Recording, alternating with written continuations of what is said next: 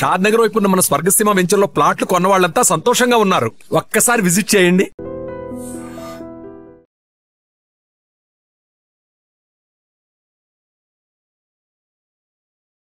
Hi hello నమస్తే, welcome back to our channel. నేను మీ వైషు.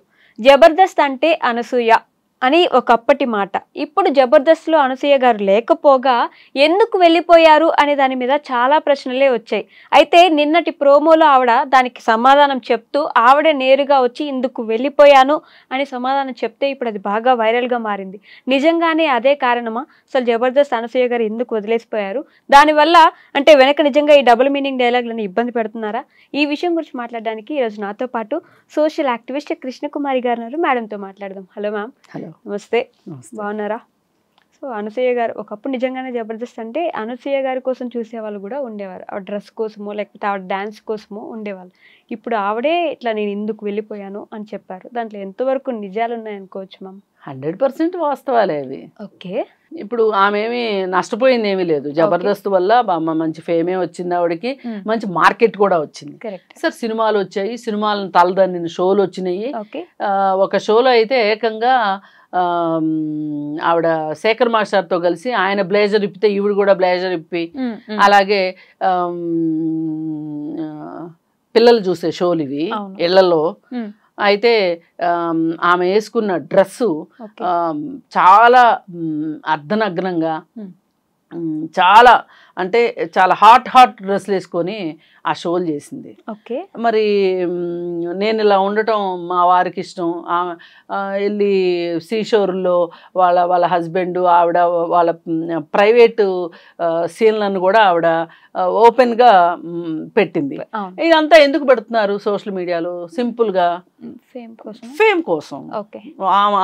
ఒక ప్రత్యేకంగా ఆమె ఒకటి ఉంది, ఛానల్ ఉంది, దాన్ని ఫాలో అవుతున్నారు లక్షల మంది, లైకులు కొడుతున్నారు, డబ్బులు వస్తాయి, ఏం ఫేమ్ అవుతుంది.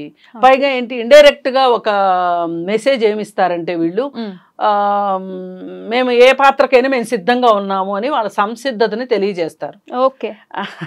అంటే ఇప్పుడు మామూలుగా ఒకప్పుడు ఆడిషన్స్కి వచ్చిన తర్వాత కమిట్మెంట్ అడిగేవాడు. అవును. అయితే ఇప్పుడు ఏం నడుస్తుంది అంటే అప్లికేషన్ పెట్టేటప్పుడే వెనకమాల మేము ఏ కమిట్మెంట్కైనా రెడీ అని రాసిచ్చేవాళ్ళు కూడా వస్తున్నారు. అంటే నేను రాసిచ్చిన వాళ్ళని తప్పనట్లేదండి. ఇలా ఉంటేనే, మీరు ఇలా ఉంటేనే మీకు ఛాన్సులు ఉంటాయి అని వాళ్ళు ఎవరైతే చెప్తున్నారు. ఓకే, చెప్పకనే చెప్తున్నారు.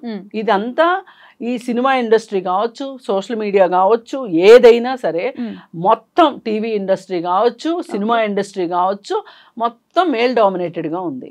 ఓకే. అక్కడ నిర్మాతలందరూ మగవాళ్ళు. వాళ్ళ దాహానికి వీళ్ళు బలి కావాల్సిందే. కమిట్మెంట్ల పేరుతోటి లేకపోతే ఇంకోటి వేషాలని, ఆడిషన్స్లో దోపిడీ, తర్వాత వేషం కోసం దోపిడీ, మళ్ళీ ఆ తర్వాత రెమ్యూనరేషన్ డిసైడ్ చేసే దగ్గర దోపిడీ, మళ్ళీ అవకాశం ఇవ్వడానికి దోపిడీ, ఇలా ఇన్ని రకాలుగా మహిళల్ని దోపిడీ చేస్తున్నారు. డబ్బుల విషయంలో దోపిడీ చేస్తారా, లేకపోతే వాళ్ళ వాంఛలు తీర్చుకుంటానికి వీళ్ళని లైంగిక దోపిడీ చేస్తారా? దోపిడీలు చేస్తున్నారు. చేస్తున్నప్పుడు దానికి వీళ్ళు కూడా తప్పనిసరి పరిస్థితుల్లో ఈ మార్కెట్ ఇలా ఉన్నప్పుడు, ఇప్పుడు రోమ్లో ఉన్నప్పుడు రోమన్లా బిహేవ్ చెయ్యి అంటారు కదా, అట్లా వీళ్ళు కూడా అట్లా తయారవుతున్నారు.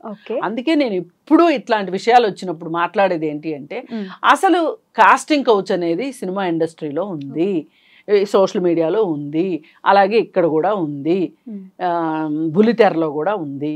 ఇవి ఉన్నప్పుడు దీన్ని ఉంది అని అందరికీ తెలుసు, అందరూ చెప్తారు.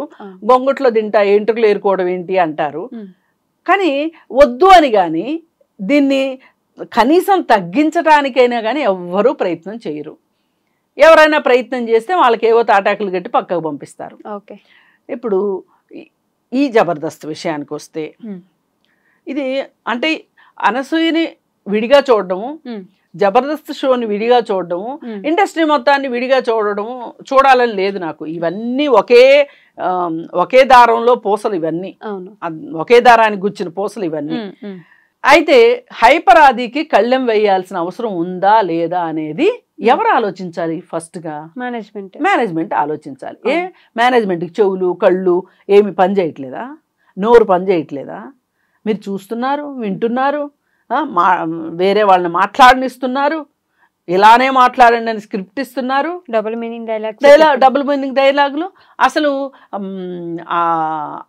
మగవాళ్ళకి చీరలు కట్టి ట్రాన్స్జెండర్ వేషాలు వేసి చేయాల్సిన అవసరం ఏంటండి? పాపం ట్రాన్స్జెండర్లు ఎంతో బాధపడుతున్నారు ఈ విషయంలో. ఈ విషయం గురించి మాలాంటి వాళ్ళు ఎంత ఫైట్ చేసినా సరే జబర్దస్త్ని మట్టుకు ఆపలేకపోయాం. ఓకే, ఇప్పుడు మళ్ళీ ఏదో ఒక కొత్త వేషం వేసుకుని రావాలనే ఉద్దేశంలోనే జబర్దస్త్ ఉంది అనేది అర్థమవుతుంది. ఓకే, శ్రీదేవి డ్రామా అంటే జబర్దస్త్ ఒక్కటేనే కాదు, శ్రీదేవి డ్రామా కంపెనీ కావచ్చు, ఇంకోటి కావచ్చు, ఇవన్నీ ఈ డబుల్ మీనింగ్ డైలాగులు ఎక్కడి దాకా వెళ్ళినాయి అంటే, ఒకప్పుడు అన్నపూర్ణ గారు అని సీనియర్ యాక్టర్, సాక్షాత్తు ఆవిడ కూడా అసలు ఆవిడ మీద చాలా గౌరవం ఉండేది. ఆవిడ కూడా డబుల్ మీనింగ్ డైలాగులు మాట్లాడాల్సిన స్క్రిప్ట్ ఇచ్చి ఆ స్క్రిప్ట్ ప్రకారం చదవాలి. ఇట్లా చదివితేనే ఉంటుంది వేషం. వీళ్ళకేమో ఒకసారి రంగేసుకున్న తర్వాత ఇంక వీళ్ళు రంగేసుకోకుండా ఉండలేరు. కరెక్ట్. అది ఒక పిచ్చిలాగా అయిపోతుంది వాళ్ళకి. సరే ఏదో ఒకటి వెయ్యాలి, అవసరం ఉన్నా లేకపోయినా అసలు మార్కెట్లో ఉండాలి, ఉంటేనే కదా మనం నలుగురికి మనం మార్కెట్లో ఉన్నామనేది తెలుస్తుంది. అంటే వేషాల కోసం. ఇప్పుడు డబుల్ మీనింగ్ డైలాగులు ఒక ఈవిడనే హర్ట్ చేసినాయి అనే దానికన్నా మీ మీద ఎవరో వేస్తేనే మీకు అంత హర్టింగ్గా ఉంటే మీరు ఇంకెవరి మీదో వేస్తారు, ఇవన్నీ ప్రేక్షకులు వింటారు. అసలు ఈ షోనే అంత దరిద్రంగా ఉంది, ఈ షోనే కరెక్ట్ కాదు అని చెప్పి మీరు ఎడంకాలతో తన్నెళ్తే బాగుండేది. కానీ మీరు అలా చేయలేదు. బయటికి వెళ్ళి మీకు నచ్చినట్టు చేశారు. అసలు ఇంకా అంతకంటే ఎక్కువ ఎక్స్పోజింగ్ అన్నీ చేస్తూ ఉన్నారు. అందుకని ఇలా మీరు ఇంకొకళ్ళని అనేంత పరిస్థితి లేదమ్మా, సీన్ లేదు మీకు అనసూయ గారు. అందుకని ఇవన్నీ కాసేపు పక్కన పెట్టి, కాశీ మజిలీ కథలన్నీ పక్కన పెట్టేసేసి, ఏదో ఇక్కడ అందరూ బాగాలేదు, నేను ఒక్కదాన్నే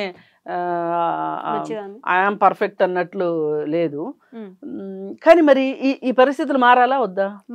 మారాలి కదా. మారాలంటే ఇప్పుడు కాస్టింగ్ కౌచ్ గురించి వీటి గురించి ఒక కమిటీ కావాలి అని చెప్పి, ఒక పాష్ కమిటీ కావాలని అడిగాము.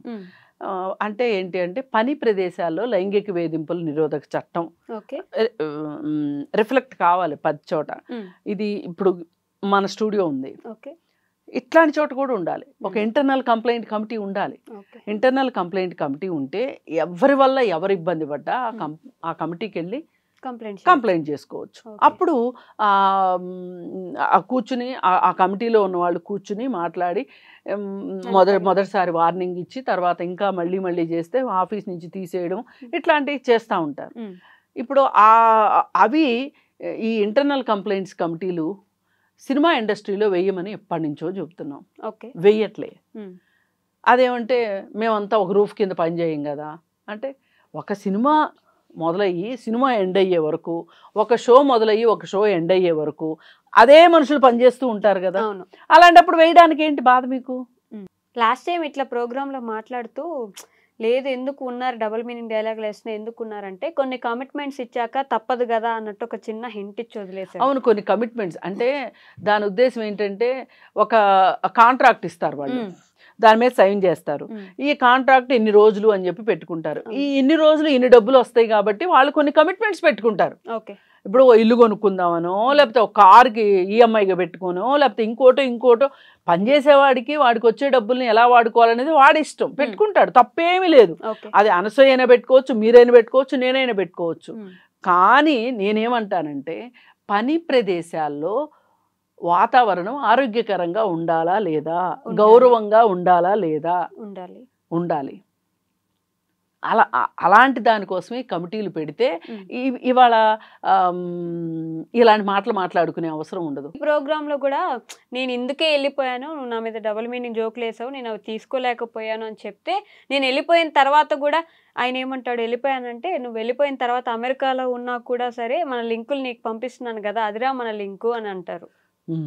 ఈ మాటల్లో అవును, అతను ప్రాస కోసం వాడానని చెప్పొచ్చు, కానీ అది అతను ఏంటంటే రెండో వాళ్ళని, మగవాళ్ళని ఒక రకంగా ఆడవాళ్ళని ఒక రకంగా బాధ పెట్టే మనస్తత్వం ఉంది అతనికి.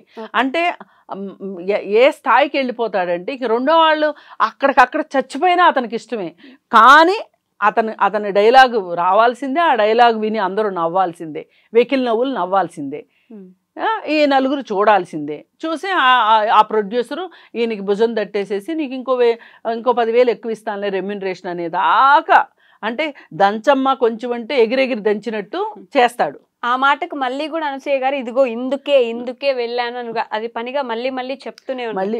అందుకే ఇవన్నీ ఒకే తాను గుడ్డలు, అనసూయ కావచ్చు, హైప్రాది కావచ్చు.